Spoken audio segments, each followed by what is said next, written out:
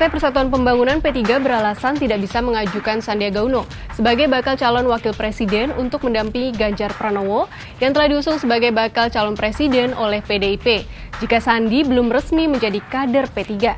Dalam hal ini P3 pun tidak memaksa atau mendesak Sandiaga untuk bergabung dengan partainya. Karena P3 hari ini mengkomunikasikan dengan PDIP hasil Rapimnas, yang mana hasil Rapimnasnya menyebutkan bahwa cawapresnya diupayakan dari kader P3. Nah, sebelum menjadi kader P3, bagaimana caranya kita memprioritaskan Pak Sandi sebagai calon wakil presiden? Kan tidak bisa, harus jadi kader P3 dulu baru kita perjuangkan ke PDIP. Saya kira begitu, jadi tidak ada persoalan deadlock, terus tidak jadi diusulkan sebagai cawapres. Menjadi kader P3 aja belum, bagaimana mau diusulkan sebagai calon wakil presiden. Saya kira semuanya paham terhadap posisi masing-masing, semua memiliki hak politik masing-masing. Termasuk kapan Pak Sandiaga Uno mau ke P3, kita juga belum tahu karena belum ada pernyataan secara resmi. Pernyataan Ahmad Baidowi terlihat pesimistis dan berbeda dengan pernyataan P3 sebelumnya yang optimistis jika Sandiaga Uno akan bergabung dengan partai berlambang Ka'bah pada Mei ini.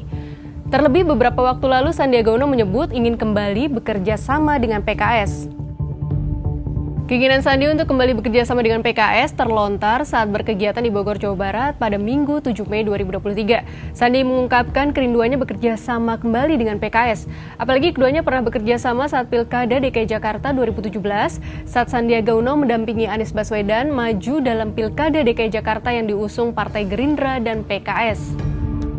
Saya berjuang bersama PKS ini sudah berkali-kali dan terbukti teman-teman PKS ini berjuang dengan hati, berjuang yang sangat pantang menyerah, tidak pernah lelah, dan rasanya pengen saya untuk berjuang kembali bersama teman-teman PKS.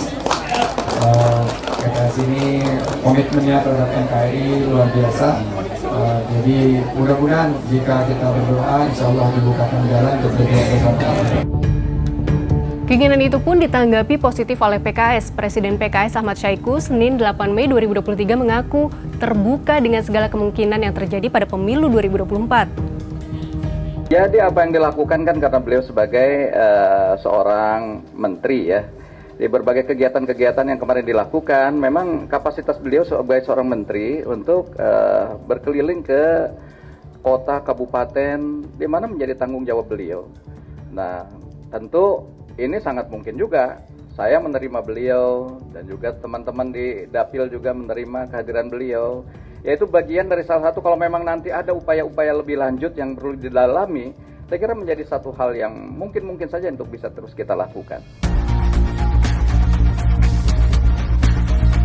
Duet Anies Baswedan dan Sandiaga Uno tergolong duet capres-cawapres yang memiliki elektabilitas yang sangat tinggi. Setidaknya hal tersebut pernah terekam dalam survei Litbang Kompas Januari 2023. Jika Anies Sandi elektabilitasnya 14,9%, angka ini mengalahkan Prabowo Ganjar 13,5%, Prabowo Sandi 13,5%, Prabowo Anies 13%.